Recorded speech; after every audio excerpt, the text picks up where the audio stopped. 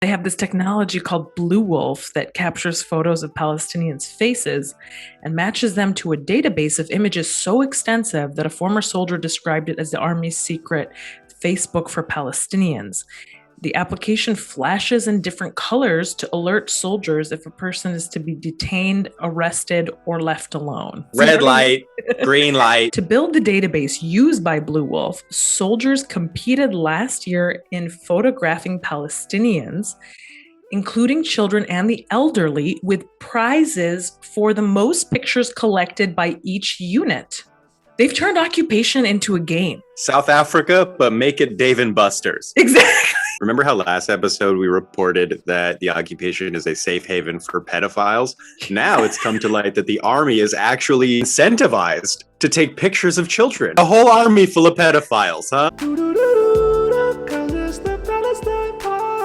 Hello and welcome to episode 32 of the Palestine Pod, the weekly podcast where we break down the latest headlines dealing with Palestine from all over the world and bring you stories, commentary, and interviews with the aim of supporting the Palestinian struggle for justice and equal rights. I'm one of your hosts, Lara E. You might know me from Instagram as @GazanGirl, and I'm joined by my co-host, Mikey B. What's up, y'all? Mikey B on TikTok, Michael Schertzer on Instagram, and you can call me Mikey Intifada if you're teaching your kids to colonize playgrounds instead of play at them. Worst game of capture the flag ever. Dude, those videos were horrifying. Before we get into today's episode, please like, comment, and subscribe if you hang out with us on YouTube. And if you're listening on a podcast app, please subscribe and leave us a review. As always, you can find our full episodes and sources on PalestinePod.com. And if you want to get involved in the conversation, reach out to us at PalestinePod@gmail.com and give us a follow on Instagram for as long as our account exists at the Palestine Pod. We also are doing a lot of really exciting stuff over on Patreon. So if you love the Palestine Pod and you want to support our project, join our Patreon where you can have early access to Palestine Pod episodes every week, an additional 1 to 2 podcasts per week, including our latest creation that we call the Patreon Pod, which is a little more laid back, a little more political, pop culture, and monthly Zoom happy hours with Michael and myself. So really exciting stuff. You can find us over on patreon.com/PalestinePod. I was reading about Israel's facial recognition technology today. This explosive article came out in the Washington Post. I don't know if you had a chance to take a look at it. I glanced at it. Yeah. It corroborates what we have already known. 100%. Massive, massive surveillance of Palestinians on their own land by their colonizer. But it's just how racist the whole thing is. So they have this technology called Blue Wolf that captures photos of Palestinians' faces and matches them to a database of images so extensive that a former soldier described it as the Army's secret Facebook for Palestinians. The application flashes in different colors to alert soldiers if a person is to be detained, arrested, or left alone. It's so annoying how pompous they are about their total dragnet surveillance system. You know what I mean? I'd like just a little more humility. Yeah. They're like, torture this guy, throw this guy off of, like blow up his fishing boat. Like, these are the options. Red light, green light. Yeah, seriously. Red light, green light. Seriously, some Squid Game shit. Listen to this part though. Like, this to me is just, wow, how brazen do you have to be? To build the database used by Blue Wolf, soldiers competed last year in photographing Palestinians, including children and the elderly, with prizes for the most pictures collected by each unit. Such weirdos. Just so sick. Like, it's just so sick. They've turned occupation into a game. Like, they've turned settler colonialism into like a competition with cash prizes at the end. You know what I mean? They said South Africa, but make it Dave and Buster's. Exactly. That's exactly it. What is going on? Truly disgusting. Like, it's twisted, but then it's also just the level of amusement, the level of entertainment that they get out of the oppression. It's something that I have never ever seen in any other situation in recent years. I mean, I just have, like, it's a game to them. The whole thing is a game to them. Prizes, like, what were the prizes? You know what I mean? Oh They man, let's speculate. They don't say in the article, but like there were prizes. Like for how many pictures of children you could take to upload them onto this app, which is then going to track all these people for the purpose of reinforcing the oppressive structures of apartheid and settler colonialism. Remember how last episode we reported that the occupation is a safe haven for pedophiles? Now it's come to light that the army is actually being like incentivized to take pictures of children. Isn't that something? Isn't that something? Honestly, you got a whole army full of pedophiles, huh? Okay. Bunch of keyboard weirdos. Oh my God. So then the article goes on to say Israel's use of surveillance and facial recognition appear to be among the most elaborate deployments of such technology by a country seeking to control a subject population, according to experts with digital civil rights organization Access Now. Listen to what the occupation said when they were questioned about their use of this software and technology. In response to questions, let me guess. Go, you want to guess? Yeah. Okay. They say we did it to protect Palestinians from themselves. Did you read the article? Didn't read the article. Seriously? Is that what they said? Did you read it? I swear to God, didn't read. I swear to God, I didn't read the article. Is that what they said? 100%. 100%. Yeah. In response, didn't read the article. Yeah. Okay. Then okay, great. So that's so just why do I need to read the article? You know what I mean? They have the same central bank of excuses that they use. Listen to what they said. This is a direct quote. In response to questions about the surveillance program, occupation said that, quote, routine security operations were, quote, part of the fight against terrorism and the efforts to improve the quality of life for the Palestinian population in Judea and Samaria.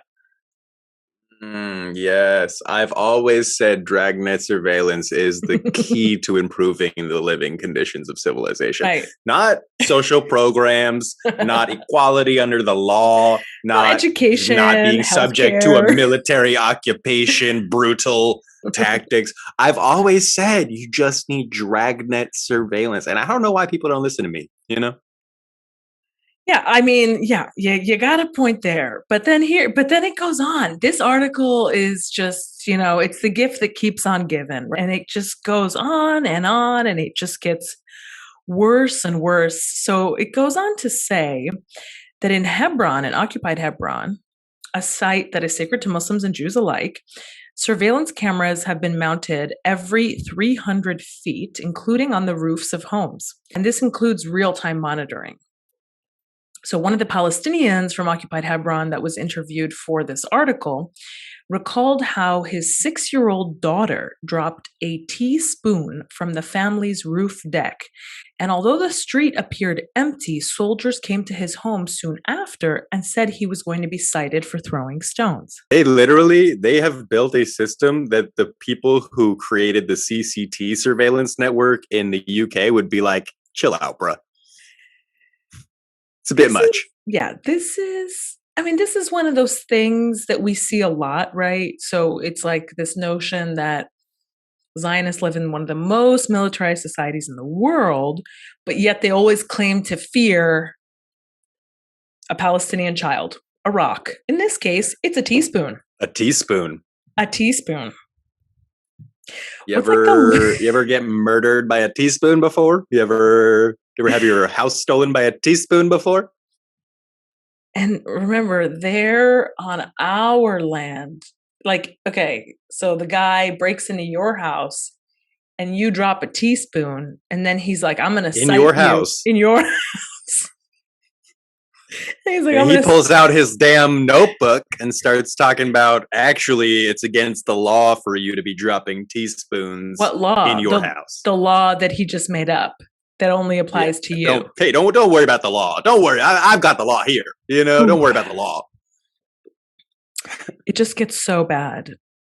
And then they talk about another database, which is called Wolfpack. Now, so Wolfpack is Blue Wolf on crack. Okay, so if you thought Blue Wolf was these people in wolves, if you thought Blue Wolf was, they got bad. Lone wolf soldiers. They got Blue Wolf technology, and now they got Wolfpack, which is a different database. So if you thought Blue Wolf was bad, wait till you hear about Wolfpack.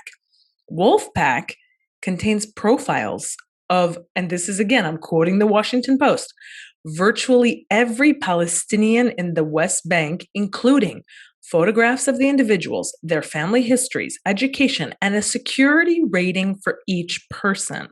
What do you think your rating would be? I don't know. What's the scale? Like, what is it? Is it like 1 to 10? Like, what is it? I'm gonna guess 1 out of 10. Yeah, I don't know. It's not like they're creative. I have no idea. But all of this, when as I was reading this, I was reminded of the story that I often tell, which is when I arrived in Palestine at the airport in Tel Aviv, and I was taken for questioning.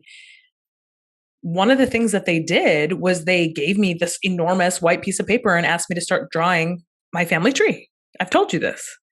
And now it all makes sense because, it's very clear that they were just trying to amass as much data as possible to then use in these programs that they were already in the process of developing, and which now, information about them has come to light. Yeah. Hey, they weren't just showing you your grandpa's photo for fun, huh? It had a bigger meaning. Right. And then that was the other thing, was when they were showing me pictures of Palestinians and they were asking me to identify them, and I couldn't until the last one, which was my grandfather. And then they said, who is it? And I said, it's my grandfather. And he said, I know. Right. So all of that was like the underlying data that was then to be used in these super oppressive technologies and softwares, and now is fully integrated into their facial recognition system and all their cameras that are all over occupied Palestinian land. It's a hot mess. It's a hot mess. And it's like, if you don't give a shit about Palestinians, you might want to give a shit about this, because this technology is coming to your hometown. It will. It's just a matter of time. It's already there. It's already there. Like, it's already there. And if it's not there, it's on its way. Yeah. Mark Zuckerberg heard that it was described as a private Facebook for Palestinians. And he said, oh, thanks for the plug. Yeah. I mean, he probably would, though, is the thing. Actually, that's hilarious, because the Washington Post article was like, while the former soldier we interviewed described the database as Facebook for Palestinians, it is not connected to Facebook. Like, trying to protect themselves so that they don't get sued, right? Washington Post putting a like, buffer. Disclaimer. Another former soldier testified to the Washington Post that his unit, which patrolled the streets of Hebron in 2020, was tasked with collecting as many photographs of Palestinians as possible in a given week using an old Army-issued smartphone and reporting back to the unit with all the photos. Like, that's what they do. But this is not in any way associated with Apple or the iPhone technology. Even though Apple had a backdoor directly to Israel, basically sending them your text messages. It's so messed up. You could be typing to somebody else and Israel's typing back to you. You know what I'm saying? Like, that's how connected they were. Right. So then it's like, then I imagine them asking all those questions millions of more times, right? To all the Palestinians that came through the airport, or all the Palestinians that crossed this one crossing where their soldiers were manned. And it's like, the amount of information that they must have on us as a people is just so frightening. It's like, they're so obsessed with us. Literally every time you talk to an Israeli influencer or something like that, there's this air of like, I know exactly where you live. I know exactly where you work. I could fucking destroy your life at any moment. Like, that's literally how they talk to you all the time, basically. And it makes a lot of sense. Like, I've always kind of known that they had this type of system. I didn't know how extensive it was. I imagined it was like this, but the fact that it's corroborated, reported, it's very clear that they are digital psychopaths. Mariah Carey, why are you so obsessed with me? Like, on that level. Why you so obsessed with me? Girl, I wanna. That was kind of a bop, the way I hit that though. Good. The way I hit that. I know, I forgot you can like kind of sing. CNET published an article recently on November 3rd called U.S. Sanctions NSO Group Over Pegasus Spyware. The Commerce Department adds the Israeli cybersecurity firm to its entity list, which limits its ability to use American technology. So the United States Commerce Department on Wednesday announced restrictions on the NSO Group, the Israel-based cybersecurity firm behind the Pegasus spyware that was uncovered on the phones of activists, journalists, and executives earlier this year. The group was added to the entity list, which limits its ability to use American tech based on evidence that the firm developed and supplied spyware to foreign governments that use these tools to maliciously target government officials, journalists, business people, activists, academics, and embassy workers. The Commerce Department said in a release. The agency added the NSO Group tools have also helped foreign governments conduct transnational repression, threatening international order. The spotlight hit the NSO Group in September after Apple released security updates for its iPhones, iPads, all other, whatevers. Bro, I feel like they keep updating the iPhone and giving you less stuff. You know what I mean? Like, the next time it's going to be like, you just get the iPhone sold separately. Okay. There was a vulnerability reportedly exploited by the invasive Pegasus software. And that's kind of a very generous way of saying they built it to allow surveillance, right? Like, it was an invasive vulnerability. It's like, no, they coded it that way, right? They were chit-chatting behind scenes to talk about how to best spy on people. Anyways, the security fix stemmed from research done by a public interest cybersecurity group called Citizen Lab. Shout out Citizen Lab in Toronto. They have been doing absolutely fantastic work when it comes to exposing the surveillance state, the, methods of repression used by the occupation. They found a Saudi activist's phone had been infected with Pegasus. In July, researchers found evidence of attempted or successful installations of Pegasus in 37 phones of activists, journalists, and business executives. So that's pretty cool. That's a sanctions win, right? Yeah. We always talk about BDS, boycott, divestment, sanctions, and that is a win for sanctions. Yep. Also along the lines of spyware and technology and data and all that good stuff. Lara tweeted that the Palestinian NGOs that were flagged as so-called terrorist organizations by Israel revealed that their staff members' phones were hacked with the Israeli Pegasus software. So you can see very clearly how the development and utilization of this software against Palestinians is leading to even more disastrous consequences for our ability to fight for our human rights. They just need a new hobby. This is what I think about often with Zionists. Like, they spend so much time being Zionist that it really is. I mean, when they speak about how it is a personality trait, it's because they spend so much time being that thing. If you're racist and all you do is spend all day long talking about how racist you are, that takes up a lot of your time. What if one day you realize that racism sucks? Now you have all this time. You know what I mean? So it's like, what are they going to do? Yeah. Like, what are millions of Zionists going to do the day that the apartheid state falls and they realize that Zionism is racism and is no longer accepted by the international community, and the cost of supporting the apartheid state is greater than what it was yielding to its, colonial backers, aka the US? What are they going to do with all that time? You realize that the people who human trafficked and enslaved black people, they kept them slaves for like a few years after they were free. You know what I mean? It's like they're not going to give their hobby up. Yeah. They're still going to try to be Zionist, even in like a post-Zionist world. They're still going to try and be Zionist. Yeah, for sure. Yeah. That's why I'm saying it's like you cannot legislate or reason your way out of this situation. I still remember getting messages from former Zionists who were like, hey, I used to think that way and I don't think that way anymore. I know it's possible. Do I think everybody is capable of it? Is great. Do I think everyone is capable? No.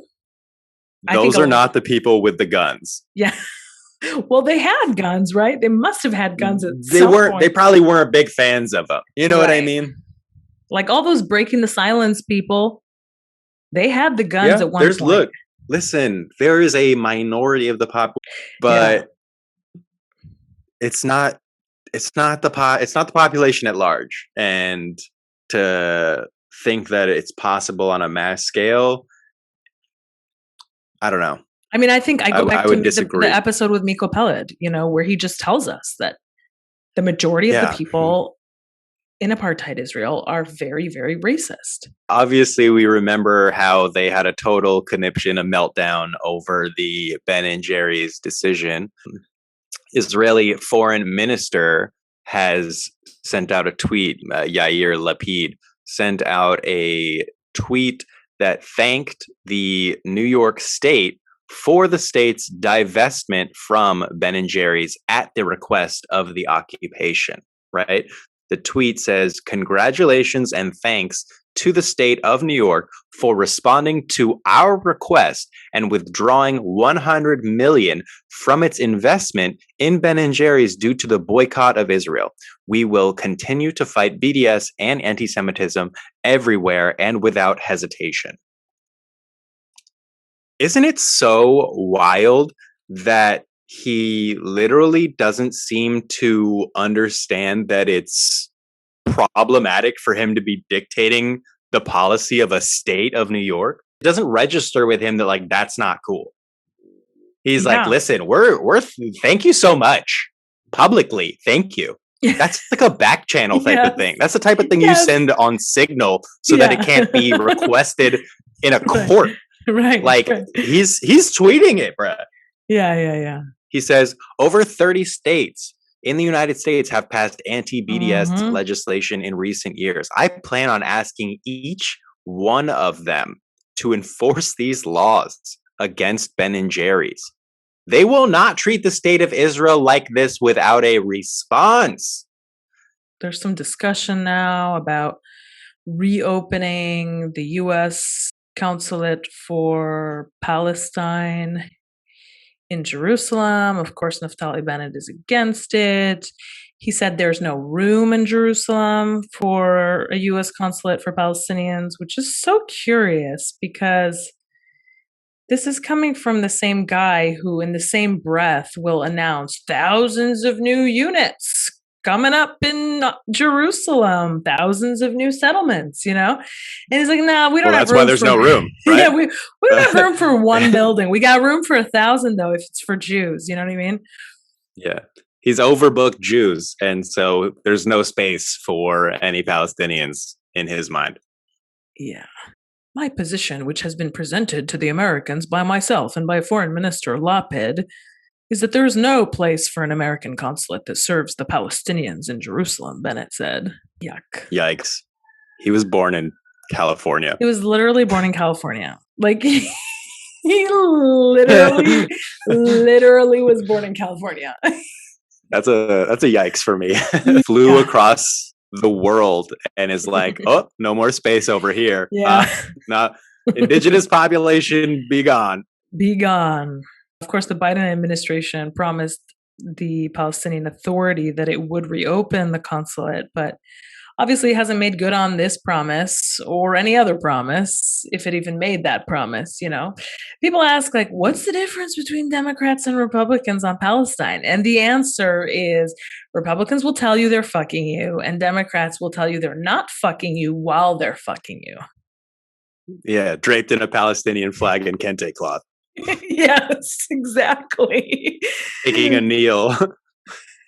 But that's in the middle of exactly Congress. it. That's exactly it. It was like Biden was like, yeah, you know, we'll reopen the consulate. We'll provide some humanitarian assistance to UNRWA. UNRWA is basically like non-existent. Like they're like every day there's like UNRWA heard that and they were like, "What? Are we back in?" Every Bro, day, we've been off. Like, dude, every day I'm reading like a new like alert that's like UNRWA like is going to cease to exist slowly in 12 deteriorating. Seconds. Yeah, of slowly. course. Look. 12 minutes ago. I literally just typed UNRWA into Google 12 minutes ago. UNRWA chief seeks funding to avert financial collapse. Like that was 12 minutes ago. Tell me why UNRWA put out a GoFundMe. Exactly. And yeah, one of Biden's things was like, yeah, we're going to restore humanitarian assistance to UNRWA, and you know, it's like Biden said, man. I put 200 on the GoFundMe. Exactly. What more do y'all want? Jeez. The head of the UN Aid Agency for Palestinian Refugees is warning that the organization is in the danger zone and faces potential collapse. So the Commissioner General of UNRWA is a guy by the name of Philippe Lazzarini. Does not sound Palestinian. And he basically appealed last month for urgent funding of around $120 million to keep education, healthcare, and other services running, despite the fact that Qatar had pledged $18 million to UNRWA and Biden had restored some $235 million in aid to Palestinian refugees in April. The situation remains very dire.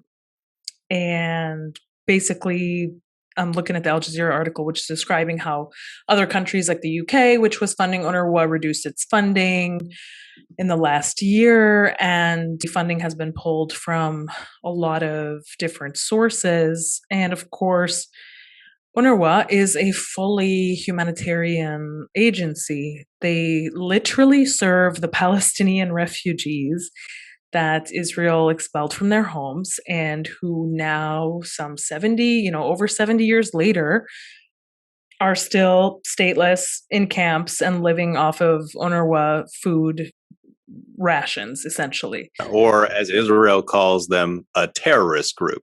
Yeah. Have they called UNRWA a terrorist group? I don't know. Like they probably have. They probably have.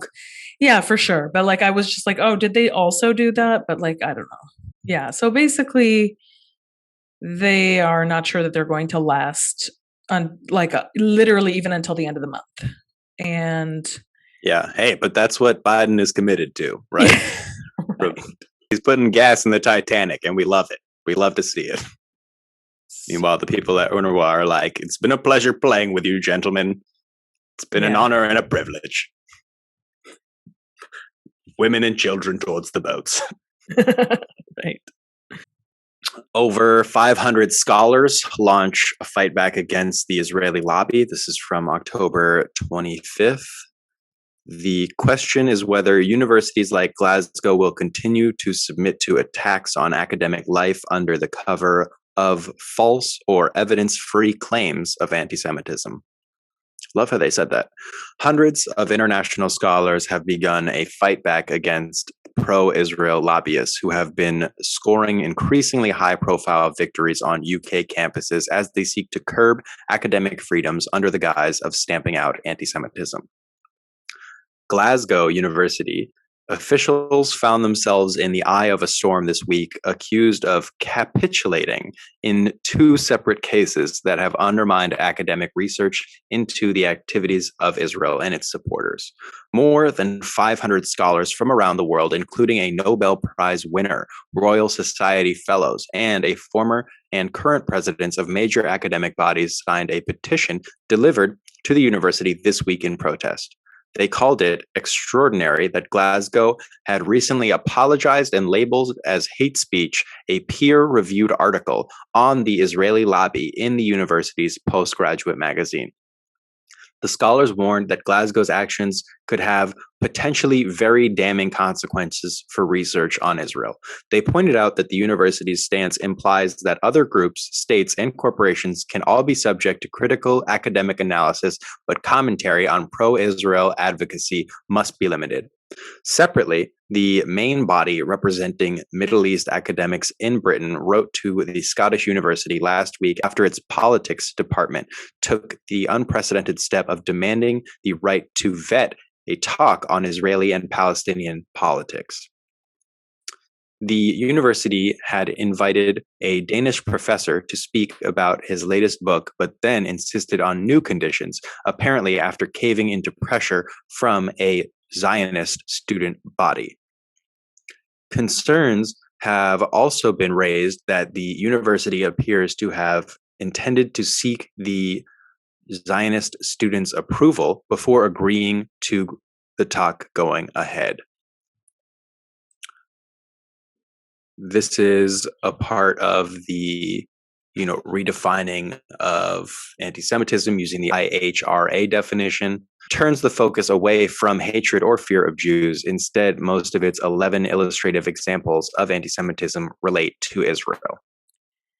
Yes, and this is also happening around the same time that several other countries are actually now adopting the IHRA definition. Just 1 week ago, it was reported that a Polish government ministry released a statement online earlier this month saying that Poland recognizes the IHRA definition of anti-Semitism. And before that, you had Australia endorsing the IHRA definition of anti-Semitism a couple of weeks ago. An Italian soccer league adopted the IHRA definition of anti-Semitism, which is really weird because why do soccer leagues need to have a definition of anti-Semitism? Like, what is that? Everybody needs their own definition. Like, what is that?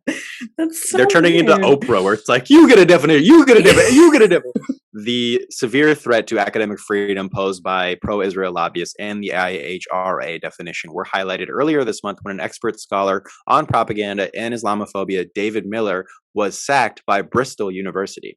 The lobby had accused him of anti-Semitic harassment after he highlighted its role as one of 5 pillars supporting the promotion of Islamophobia, or hatred towards Muslims, Arabs, and Palestinians. Bristol University dismissed Miller, even though documents leaked last week showed that the senior lawyer it appointed to investigate the case found there was no misconduct by Miller and there was no basis for any disciplinary action. That is a direct quote. Yeah. So now something like 30 states have adopted this definition of anti-Semitism, which again, the consequence and what's at stake here is that it's going to make it more difficult for Palestinians who are subject to Israeli state violence to speak about the human rights violations that they are experiencing.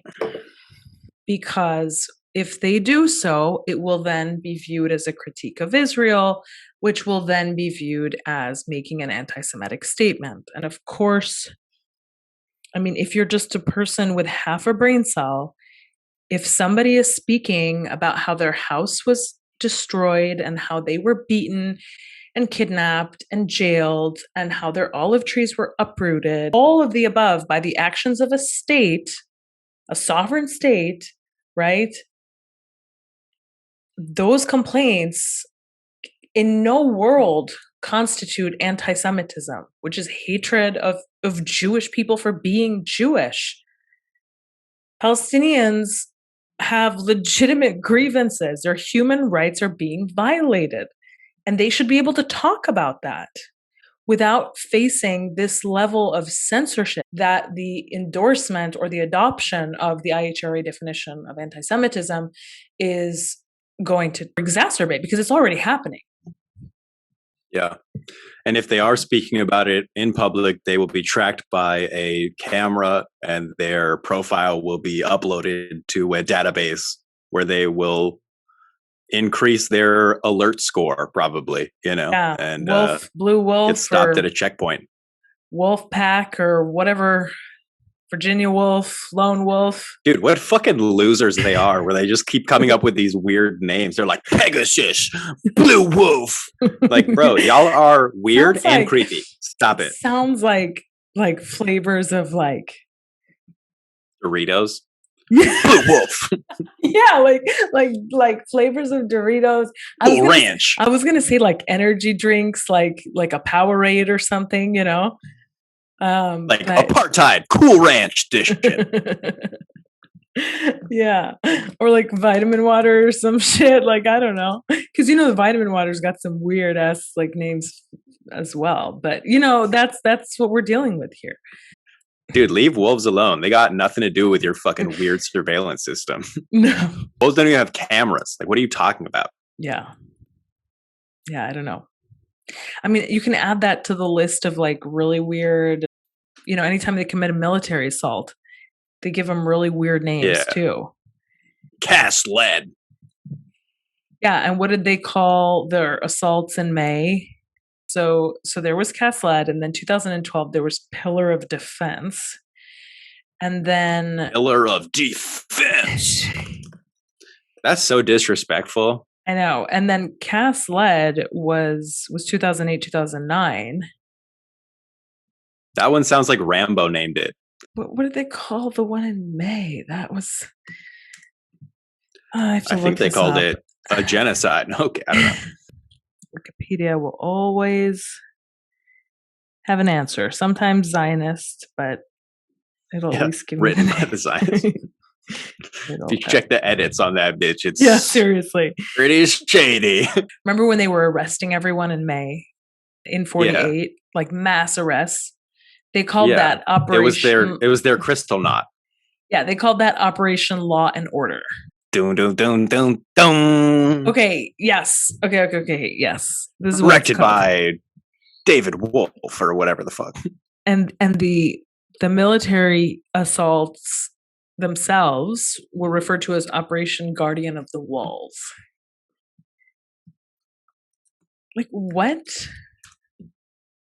It sounds like Guardian of the Walls? It sounds like they think that they're in a video game and that like each time they bomb Gaza, it's like a new edition of the video game. So they're like what's crazy is Guardian of the Walls sounds like Nazi Watchtower. Actually, I just came across an article that is commenting on Israel's naming of its military campaigns, and they list like all of the last, basically since 2006, they list them all. So 2006, when Israel dropped bombs on Gaza for the first time after they withdrew their settlers, they called that summer rains. They spell it rains like RAINS or rains like reign supreme? Or no, like supremacy? RAIN, like precipitation. Gotcha. Then there was Operation Cast Lead in 2009. Then there was Operation Pillar of Defense 2012. Then there was Protective Edge 2014. Then there was Operation Black Belt in 2019, which was only for 3 days. Operation Black Belt? I don't know. And then there was Guardian of the Walls, which is the genocide from May. In the 16 years since Israel withdrew from occupied Gaza by withdrawing its settlers, but not by ending the occupation, they have launched 6 large-scale military operations violating a whole host of international standards, human rights standards, and humanitarian standards. Their military operations are taking place on an average of 1 every 2.5 years. And we've also learned that the technology increases every time, right? We spoke to Malak Matar, and she let us know that every single time they bomb, it gets worse and worse. And just recently, breakingdefense.com reported that Israel is requesting America's new GBU-72 bunkerbuster bombs, because we learned that the Palestinians have gone underground as a method of defense. the Israelis plan to ask the U.S. to sell its new 5,000-pound GBU-72 bomb to the IDF. Gross. Already, planners have shared operational lessons from their use of GBU-28 bomb with the U.S. Air Force in order to help develop operational profiles on GBU-72. They hope that Washington will okay the eventual sale of GBU-72 so that they can literally start bombing underground in Gaza. They're not happy with just bombing buildings that are existing, right? They want to destroy the lifeline of Palestinians, the underground network of tunnels that allows people to bring food in to a place that has been under siege for over 15 years. It allows them to bring in just enough to survive. And the Israelis want to bomb that.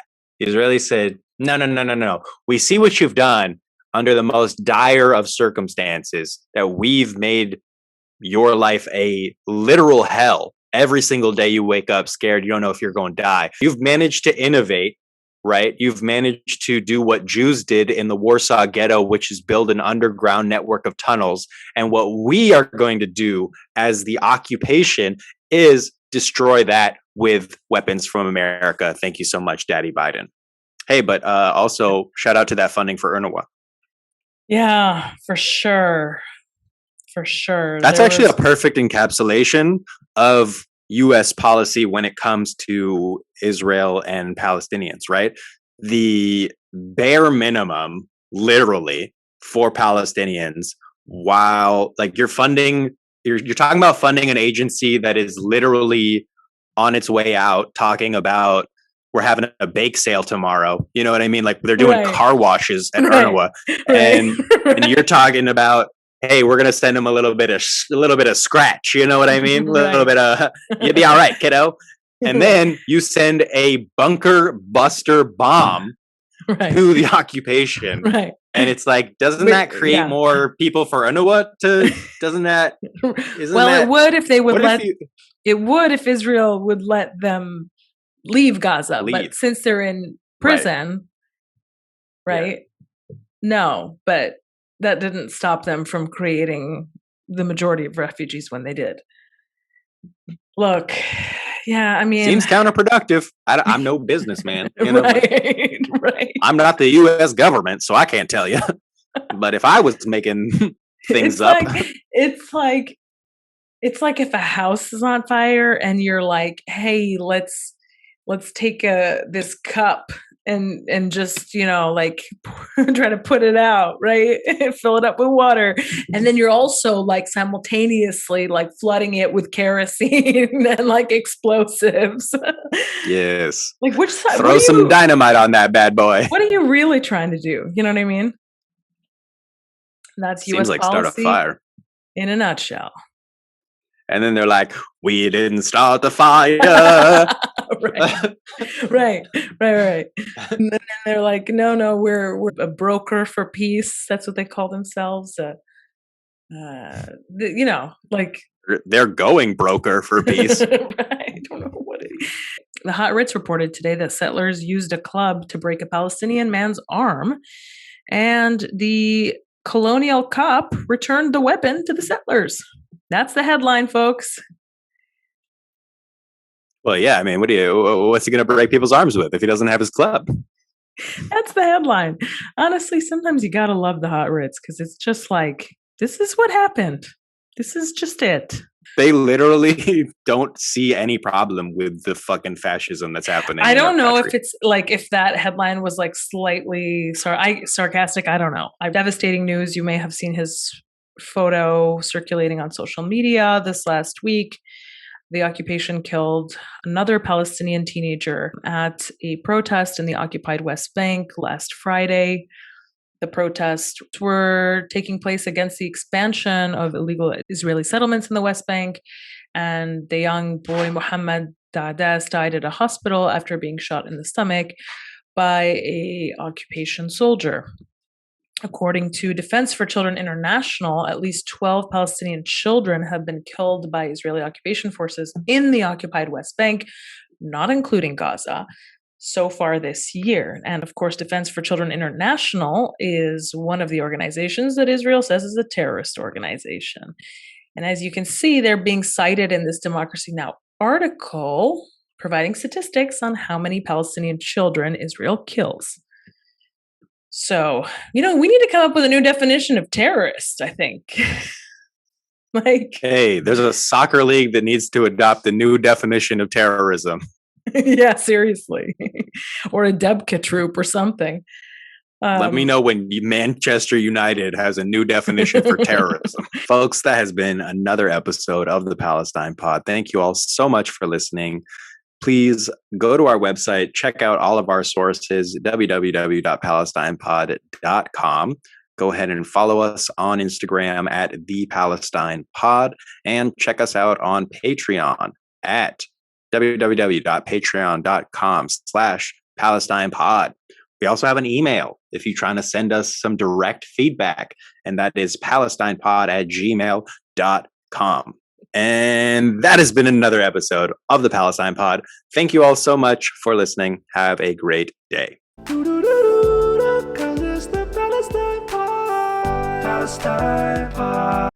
You're dressed like a chola in a fashion show. Dude, don't talk to me. Those pockets could hold beer canisters.